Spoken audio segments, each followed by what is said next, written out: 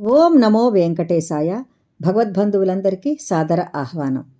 నిత్య జీవితంలో మానవులకు ఎన్నో కష్టాలు ఎదురవుతూ ఉంటాయి. కొన్ని చిన్న చిన్న కష్టాలు వాటిని దాటవేయవచ్చు సులభంగా. కొన్ని కష్టాలు దాటడం కష్టతరం అవుతూ ఉంటుంది. ఆ కష్టాలను దాటాలంటే మన ప్రయత్నాలు మనం కొన్ని చేస్తూ ఉంటాం, కొన్ని కష్టాలను భరించుతూ ఉంటాం. ఎందుకంటే కర్మల వల్ల కొన్ని కష్టాలు కలుగుతూ ఉంటాయి. ఆ కర్మలను తప్పించుకోవడానికి కూడా మనం దైవ సహాయాన్ని తీసుకోవచ్చు. దైవ శ్లోకాలు చదువుకోవడం, ప్రార్థనలు చేసుకోవడం, స్తోత్రాలతో దైవాన్ని అర్చించుకోవడం, ఆరాధన చేసుకోవడం, ఇటువంటివన్నీ మనం చేస్తూ ఉంటాం. అటువంటి కష్టాలను దాటడానికి మనకున్నటువంటి ఒక చిన్న స్తోత్రం, అది దుర్గా ద్వాత్రింశన్నామ స్తోత్రం. అది చాలా చిన్నది. కష్టాల నుండి బయటపడడానికి సులభమైనటువంటి మార్గం అది. ఆ స్తోత్రాన్ని నేర్చుకొని నిత్యము చదువుకోగలిగితే కష్టాల నుండి సులభంగా బయటపడగలుగుతాము. చాలా చిన్న స్తోత్రం కాబట్టి మనం నిత్యము చదువుకోవచ్చు వీలుని బట్టి. అటువంటి స్తోత్రాన్ని ఇప్పుడు మీకు నేర్పే ప్రయత్నం చేస్తాను. మొట్టమొదట ఆ స్తోత్రాన్ని పదాల రూపంలో చదివి వినిపిస్తాను. తరువాత ఆ స్తోత్రాన్ని మనం చదువుకుందాం.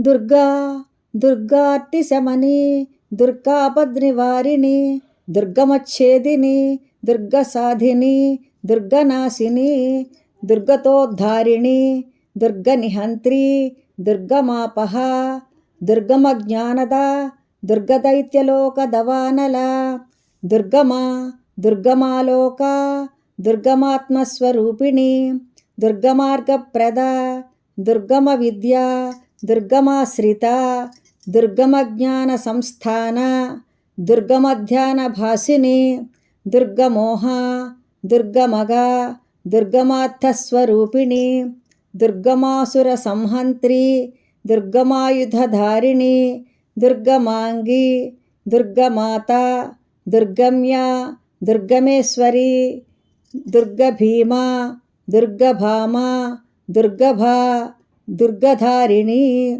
నామావళిమియాం యస్తు దుర్గాయా మమ మానవః. ఇంతవరకు ఇవి నామాలు. తరువాత మనం ఫలశ్రుతి చూద్దాం. పఠేత్ సర్వభయాన్ముక్తో భవిష్యతి న సంశయః, శత్రుభిః పీడ్యమానో వా దుర్గబంధగతోపి వా, ద్వాత్రింశన్నామ పాఠేన ముచ్యతే నాత్ర సంశయః. ఇది శ్రీ దుర్గా ద్వాత్రింశతి నామావళి స్తోత్రం. ఈ స్తోత్రం చదువుకోవడం వలన మనకు శత్రువుల బాధలు, కష్టాలు ఇవన్నీ కూడా తొలగిపోతాయి. కాబట్టి మనం ఈ స్తోత్రాన్ని అనునిత్యం చదువుకోగలిగితే మనకు తప్పకుండా మేలు జరుగుతుంది.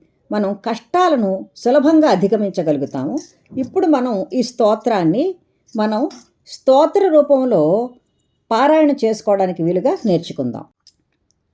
దుర్గా దుర్గార్తి శమని, దుర్గాపద్నివారిణి,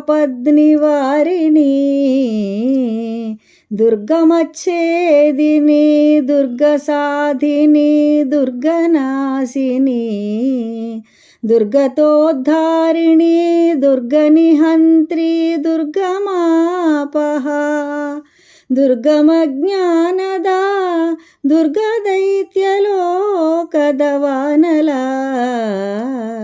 దుర్గమా దుర్గమాలోక, దుర్గమాత్మస్వరూపిణి, దుర్గమార్గప్రద, దుర్గమ విద్యా, దుర్గమాశ్రిత, దుర్గమజ్ఞాన సంస్థాన, దుర్గమధ్యాన భాసిని, దుర్గమోహ, దుర్గమగ, దుర్గమార్థస్వరూపిణి, దుర్గమాసుర సంహంత్రి, దుర్గమాయుధధారిణి, దుర్గమాంగి, దుర్గమాత, దుర్గమ్య, దుర్గమేశ్వరి, దుర్గభీమా, దుర్గభామ, దుర్గభా, దుర్గధారిణి, నామావళిమియాం యస్తు దుర్గయా మమ మానవః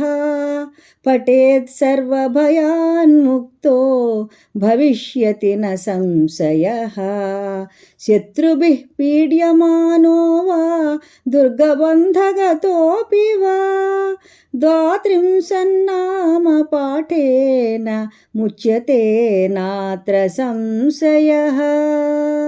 ఈ స్తోత్రం చాలా చిన్నది, చదువుకోవడం కూడా సులభంగా చదువుకోగలుగుతాం మనం. ఎప్పుడైనా చాలా కష్టాలు కలిగినప్పుడు, చిన్న చిన్న సమస్యలు ఎదురవుతాయి, అటువంటప్పుడు ఈ స్తోత్రాన్ని కనుక చదువుకోగలిగితే ఆ సమస్యలను అధిగమించగలుగుతాం మనం తప్పకుండా. అమ్మవారి కృపతో ఏదో ఒక విధంగా మనకి పరిష్కారం దొరుకుతుంది, ఈ సమస్య నుండి బయటపడగలుగుతాం. ఒక్కొక్కప్పుడు శత్రువుల వల్ల బాధలు ఎక్కువ కలుగుతాయి. శత్రువులు అంటే ఎవరో కాదు, మన ఇరుగు పొరుగు వారో మన చుట్టాలలో ఉంటారు, ఎవరో ఒకరు ఉంటారు. అనుకోని చిక్కుల్లో మనం పడిపోతాం. ఆ చిక్కుల్లో నుండి మనం బయటికి రావడం కష్టం, మనసు వికలమైపోతూ ఉంటుంది, ఏం చేయాలో అర్థం కాదు. అటువంటి సమస్యల వలయంలో మనం చిక్కుకున్నప్పుడు ఈ స్తోత్రాన్ని కనుక చదువుకోగలిగితే, ఉదయాన్నే పూజ చేసుకున్నప్పుడు పూజలో భాగంగా ఈ స్తోత్రాన్ని చదువుకోవచ్చు. అమ్మవారిని కుంకుమతో పూజించుకొని ఈ స్తోత్రాన్ని చదువుకోవచ్చు. సాయంకాలం కూడా వీలుంటే దీపారాధన చేసుకొని, ఒకవేళ దీపారాధన చేసుకునే పరిస్థితులు లేకపోతే ఒక చోట కూర్చుని కాళ్ళు చేతులు కడుక్కొని అయినా కూడా ఈ స్తోత్రాన్ని చదువుకోవచ్చు. వీలుంటే సాయంకాలం 3 సార్లు చదువుకోవచ్చు. చదువుకుంటే ఎటువంటి కష్టాలైనా మనం దాటగలుగుతాం, సులభంగా దాటగలుగుతాం. ఒక్కొక్కప్పుడు పిల్లల పరీక్షలు వస్తూ ఉంటాయి, అవి తల్లిదండ్రులకు భయాన్ని కలిగిస్తాయి. ఒక్కొక్కప్పుడు ఎందుకో తెలియదు, అసలు మనుషులకి ఒక భయం ఆవరిస్తుంది. ఎందుకు భయం వస్తుందో తెలియదు. చిన్న చిన్న విషయాలకు కూడా మనం భయపడుతూ ఉంటాం. ఎలా ఈ భయం నుండి బయటికి రావాలి? ఒక్కొక్కప్పుడు పీడకలలు వస్తూ ఉంటాయి తరచూ. ఆ పీడకలల వల్ల కూడా మనసు వికలమైపోతూ ఉంటుంది. ఆ బెంగ అలాగా మనల్ని వేధిస్తూనే ఉంటుంది, వెంటాడుతూనే ఉంటుంది. అటువంటప్పుడు ఈ చిన్న స్తోత్రాన్ని కనుక చదువుకోగలిగితే మనకి ముందు మనోధైర్యం వస్తుంది, ఏదైనా సాధించగలం అనేటటువంటి ధైర్యం వస్తుంది.